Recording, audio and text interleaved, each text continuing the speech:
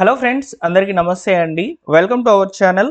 ఈ మార్చ్ నెలలో మనకు ఆంధ్రప్రదేశ్ ప్రభుత్వం అందించబోతున్నటువంటి పథకాలకు సంబంధించిన అప్డేట్స్ అయితే వచ్చాయి. ఏ తేదీన ఏ పథకం విడుదల కాబోతుందనేది వివరంగా ఈ వీడియోలో మీకు అందించడం జరుగుతుంది. వీడియోని పూర్తిగా చూడండి. ఇన్ఫర్మేషన్ ఇస్తే లైక్ చేయండి. ఫ్రెండ్స్, ఇక్కడ మార్చ్ నెలలో వచ్చేటువంటి పథకాల్లో భాగంగా ఈరోజు చివరి తేదీ అన్నమాట పెన్షన్ల యొక్క డిస్ట్రిబ్యూషన్కి సంబంధించి. మీరు ఎవరైనా సరే ఫిబ్రవరి 28వ తేదీన పెన్షన్ తీసుకోవడం కనుక మిస్ అయినట్లయితే మీరు పెన్షన్ అనేది ఈరోజు తీసేసుకోండి. ఈరోజే లాస్ట్ డేటు. చివరి తేదీ అనమాట, మార్చి 2వ తేదీన. ఈ తేదీన పెన్షన్స్ అనేటివి అందిస్తున్నారు. Last date. ప్రతి గ్రామ వార్డు సచివాలయం అధికారులు అయితే ఈ యొక్క పెన్షన్ డిస్ట్రిబ్యూషన్ క్లోజ్ చేస్తారు ఈరోజు సాయంత్రం లోపల. మీరు ఇంకా కూడా పెన్షన్ తీసుకోకుండా ఉండినట్లయితే పెన్షన్ అనేది తీసుకోండి. ఫ్రెండ్స్, అదేవిధంగా ఈ పెన్షన్లు మరియు రేషన్లు కాకుండా మనకు ప్రభుత్వము మహిళలకు సంబంధించి మహిళా దినోత్సవం సందర్భంగా 2 కొత్త పథకాలను అయితే అమలు చేయబోతుంది. అదేవిధంగా ఈ యొక్క మార్చి 19వ తేదీన ఉగాది కానుకగా అయితే ఈ యొక్క ఇళ్ల ప్రారంభాలు అయితే జరుగుతాయని చెప్తున్నారు. అవి ఏ ఇల్లు ప్రారంభిస్తారు, ఎవరికి ఇస్తారు అనేది చెప్తాను. వీటితో పాటుగా ముఖ్యంగా రైతులకు సంబంధించినటువంటి పథకాలు అయితే ఉన్నాయి. వాటి గురించి కూడా మనము మాట్లాడుకుందాము. ఈ యొక్క ఇన్ఫర్మేషన్ని లైక్ చేయండి ఫ్రెండ్స్, తప్పకుండా షేర్ చేయండి. ఇక టాపిక్లో కనుక వచ్చినట్లయితే మహిళా దినోత్సవం కానుకగా మహిళలకు సంబంధించి మన యొక్క ప్రభుత్వం 2 కొత్త పథకాలను అయితే ప్రవేశపెట్టనుంది. ఈ మహిళలకు వచ్చేసి ముఖ్యంగా డ్వాక్రాలో ఉన్నటువంటి మహిళలకైతే ఈ 2 పథకాలను అయితే ఇవ్వబోతున్నారనమాట. వాటికి సంబంధించినటువంటి ఇన్ఫర్మేషన్ ఇక్కడ మీకు క్లియర్గా కనిపిస్తుంది, చూడవచ్చు. ఎన్టీఆర్ విద్యాలక్ష్మి పథకము, ఎన్టీఆర్ కళ్యాణ లక్ష్మి పథకం, ఇవి కేవలము డ్వాక్రాలో ఉన్నటువంటి మహిళలకు మాత్రమే ఇస్తున్నారనమాట. ఈ 2 కొత్త పథకాలను మహిళా దినోత్సవం కానుకగా అయితే ఇస్తామని చెప్పి చంద్రబాబు నాయుడు గారు అయితే ప్రకటించారు. అయితే ఈ యొక్క ఎన్టీఆర్ విద్యాలక్ష్మి పథకము, ఎన్టీఆర్ కళ్యాణ లక్ష్మి పథకాలకు సంబంధించినటువంటి కీ పాయింట్స్ ఏ విధంగా ఉన్నాయనేది చూద్దాం. డ్వాక్రాలో ఉన్నటువంటి మహిళలకు వస్తాయి కదా. డ్వాక్రాలో ఉన్నటువంటి మహిళలు ఖచ్చితంగా 6 నెలలు సభ్యత్వం అనేది కలిగి ఉండాలన్నమాట. ఈ 2 పథకాల ద్వారా లబ్ధి అనేది పొందాలనుకుంటే. ఈ యొక్క 2 పథకాల ద్వారా రాష్ట్ర ప్రభుత్వము 10,000 రూపాయల నుంచి 1,00,000 రూపాయల వరకు లోన్ సదుపాయం అనేది కల్పించడం జరుగుతుంది. 4% పావలా వడ్డీతో అయితే ఈ యొక్క లోన్ అనేది వస్తుంది. 48 వాయిదాల్లో చెల్లింపులు చేసుకునే విధంగా ఈ 2 పథకాలు అనేటివి ఇంప్లిమెంట్ కాబోతున్నాయి అన్నమాట. మీరు అప్లై చేసుకున్నటువంటి 48 గంటల్లో, అంటే 2 రోజుల వ్యవధిలోనే మీకు సెర్ఫ్ నుంచి అమౌంట్ అనేది డైరెక్ట్గా మీ పర్సనల్ అకౌంట్స్కి అయితే జమ కావడం జరుగుతుంది. అయితే ఫ్రెండ్స్, ఇక్కడ మనకు ఈ యొక్క మార్చి 8వ తేదీ నుంచి అయితే అప్లికేషన్స్ యొక్క ప్రాసెస్ అనేది జరగబడుతుంది. అప్పుడు మనము అప్లికేషన్ సంబంధించినటువంటి వివరాలు అయితే తెలుసుకుందాము. ఫ్రెండ్స్, ప్రస్తుతానికైతే డ్వాక్రాలో ఉన్నటువంటి మహిళలకు వారి యొక్క పిల్లలు కనుక ఉండినట్లయితే వాళ్ళ పిల్లల చదువుల కొరకు లోన్ సదుపాయం కోసం ఎదురు చూస్తున్నట్లయితే డ్వాక్రా మహిళలకు ఎన్టీఆర్ విద్యాలక్ష్మి పథకం అనేది ఉపయోగపడుతుంది. ఒకవేళ డ్వాక్రాలో ఉన్నటువంటి మహిళలకు సొంత కుమార్తెలు కనుక ఉండినట్లయితే వారి యొక్క వివాహ ఖర్చులకు సంబంధించిన లోన్ సదుపాయం అనేది ఎన్టీఆర్ కళ్యాణ లక్ష్మి పథకం ద్వారా రావడం జరుగుతుంది అనమాట.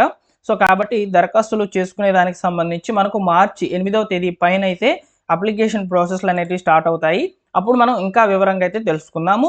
మార్చి 8వ తేదీన మహిళలకు ఈ 2 కొత్త పథకాలు అయితే ఇవ్వబోతున్నారు. అవి కేవలము డ్వాక్రాలో ఉన్నటువంటి మహిళలకు మాత్రమే ఇస్తారు అని చెప్పి ఇన్ఫర్మేషన్.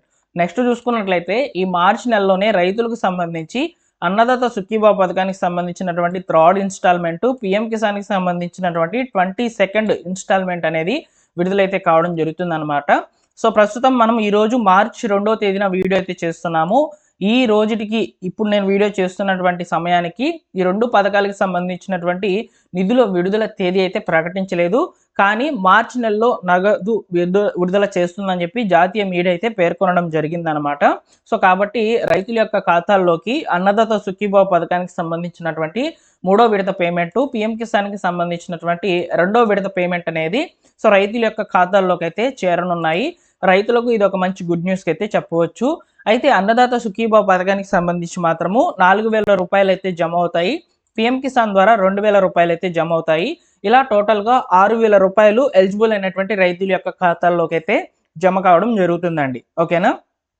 అదేవిధంగా ఫ్రెండ్స్, ముఖ్యంగా ఈసారి కౌలు రైతులకు అయితే అవకాశం అయితే ఇవ్వలేదన్నమాట. కౌలు రైతులకు అన్నదాత సుఖీభావ 4వ విడత నుంచి అయితే అమౌంట్ అనేది విడుదల చేసేందుకు కసరత్తు చేస్తామని చెప్పి ప్రభుత్వం అయితే చెప్తుంది. కౌలు రైతులకు మాత్రము అన్నదాత సుఖీభావ పథకానికి సంబంధించి 1 ఇయర్కి సంబంధించినటువంటి అమౌంట్ అయితే మన యొక్క రాష్ట్ర ప్రభుత్వం అయితే విడుదల చేయలేదండి. సో విడుదల చేస్తామని చెప్పిందే కానీ సో ఎక్కడా కూడా రైతులకైతే అందించలేదు. ఇక పీఎం కిసాన్కి సంబంధించిన నిధుల్లో భాగంగా 2019 తర్వాత రిజిస్టర్ అయినటువంటి పొలాలకు సంబంధించి లబ్ధిదారులకు సంబంధించి ప్రభుత్వము అమౌంట్ అయితే విడుదల చేయడం లేదు, హోల్డ్ చేసేస్తుంది అనమాట. ఓకేనా. సో ఈ విధంగా పీఎం కిసాన్ మరియు అన్నదాత సుఖీభావ పథకానికి సంబంధించిన నిధులు అనేటివి సో రైతుల యొక్క ఖాతాల్లోకి అయితే జమ కానున్నాయి. నెక్స్ట్ వచ్చేసి ముఖ్యంగా మార్చ్ 19వ తేదీన సో ఓకేనా, మార్చ్ 19వ తేదీన వచ్చేసి సో ముఖ్యంగా ఉగాది కానుకగా అయితే టిట్కో ఇళ్లను ప్రారంభించనున్నారనమాట. సో టిట్కో హౌసెస్ అనేవి ఏంటంటే సో మనం సమ్ అమౌంట్ అనేది పే చేసి ఉంటాం అనమాట గవర్నమెంట్కి. సో ఈ యొక్క టిట్కో హౌసెస్ అనేటివి సో గవర్నమెంట్ అనేది పూర్తి చేసి అయితే ఇవ్వడం జరుగుతుందండి. అయితే ఈ ఇళ్లకు సంబంధించి మన యొక్క రాష్ట్ర ప్రభుత్వము దాదాపు 1,00,000 ఇండ్లను అయితే ఈ యొక్క ఉగాది కానుకగా అయితే ఇవ్వబోతున్నారనమాట. సో ఇచ్చేటువంటి ఈ యొక్క ఇండ్లు ఏవైతే ఉన్నాయో టిట్కో హౌసెస్లో భాగంగా, అదేవిధంగా ప్రధాన్ మంత్రి ఆవాస్ యోజన గ్రామీణ విభాగానికి సంబంధించి కూడా ఇళ్లను పూర్తి చేసి ఉన్నట్లు ప్రభుత్వం అయితే చెప్పిందనమాట. సో వీటన్నిటిని కలగలుపుకొని ఈ ఉగాది కానుకగా అయితే ఈ యొక్క లబ్ధిదారులకైతే టిట్కో ఇల్లు మరియు ప్రధాన్ మంత్రి ఆవాస్ యోజన కింద రిజిస్టర్ అయ్యి కంప్లీట్ అయినటువంటి ఇళ్ళను అయితే సో ఉగాది కానుకగా అయితే ప్రభుత్వం అయితే ఈ పంపిణీ చేసేసి ఇస్తుందన్నమాట. అదేవిధంగా రీసెంట్గా ప్రధాన్ మంత్రి ఆవాస్ యోజన గ్రామీణ విభాగానికి సంబంధించి దరఖాస్తులు పెట్టుకున్నటువంటి వాళ్ళకి సంబంధించి కూడా ఫైనల్ లిస్ట్ అనేది రాబోతుంది. ఆ లిస్ట్లో పేరు కనుక ఉండినట్లయితే మీకు ప్రధాన్ మంత్రి ఆవాస్ యోజన గ్రామీణ విభాగానికి సంబంధించి మన యొక్క రాష్ట్ర ప్రభుత్వం హౌసింగ్ ఫర్ ఆల్ స్కీమ్ కింద అయితే సో హౌసెస్ అనేటివి శాంక్షన్ కాబోతున్నాయి. ఫైనల్ లిస్ట్ అనేది మనకి ఈ మంత్లోనే రాబోతుంది. సో ఏప్రిల్ నుంచి అయితే ఇల్లు పంపిణీ చేస్తారనమాట. సో స్టార్ట్ చేయాల్సిందిగా అయితే సో ఈ యొక్క ఆర్డర్స్ అనేటివి వస్తాయండి. ఓకేనా. ఈ విధంగా ఇళ్లకు సంబంధించి కూడా ఉగాది కానుకగా అప్డేట్ అయితే రావడం జరుగుతుందన్నమాట. అదేవిధంగా మనకు ఈ జూన్ నెల కల్లా అంటే మన యొక్క రాష్ట్ర ప్రభుత్వం జూన్ నెల కల్లా 2.61 లక్షలు అంటే 2,61,000 ఇండ్లను ప్రారంభించాలని సో ప్రభుత్వం అయితే టార్గెట్ అయితే పెట్టుకున్నట్లు కూడా చెప్తున్నారండి. సో ఈ విధంగా ఈ యొక్క రైతులకు సంబంధించి 2 పథకాలు, మహిళలకు సంబంధించి 2 పథకాలు, అదేనండి డ్వాక్రాలో ఉన్నటువంటి మహిళలకు మాత్రమే సో ఈ యొక్క పథకాలు అనేటివి ఈ మార్చి నెలలో అయితే అమలు కాబోతున్నాయి. వీటితో పాటు ఈ యొక్క ఇండ్లకు సంబంధించినటువంటి అప్డేట్స్ కూడా వస్తున్నాయి అన్నమాట. సో ఇవి తప్ప ప్రస్తుతానికి ఎలాంటి సమాచారం లేదు, కొత్త పెన్షన్లకు సంబంధించి కూడా లేదండి.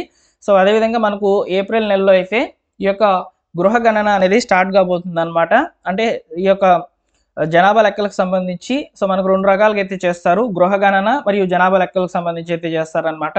సో గృహ గణన అనేది ఏప్రిల్ నుంచి అయితే స్టార్ట్ కాబోతుంది. అందులో ప్రతి ఒక్కరూ మీ యొక్క ఇంటికి సంబంధించినటువంటి వివరాలు నమోదు చేసుకోవాలి. సో వాటికి సంబంధించినటువంటి అప్డేట్స్తో రాబోయే రోజుల్లో మీ ముందుకైతే వస్తాను. సో ఈ విధంగా మాత్రం మార్చి నెలలో అమలయ్యేటువంటి పథకాలు ఇవి తప్ప కొత్త పెన్షన్లకు సంబంధించి కూడా ఎలాంటి అప్డేట్ అయితే లేదు. ఒకవేళ ఏదైనా సమాచారం కనుక దొరికితే నేను తప్పకుండా వీడియో చేసి మీకు అందరికీ కూడా వివరంగా అయితే తెలియజేస్తాను. ఓకేనా. Thank you for watching. మరొక ఇంపార్టెంట్ వీడియోతో మీ ముందుకైతే వస్తాను. లైక్ చేసి మీ మిత్రులకు అందరికీ కూడా షేర్ చేయండి.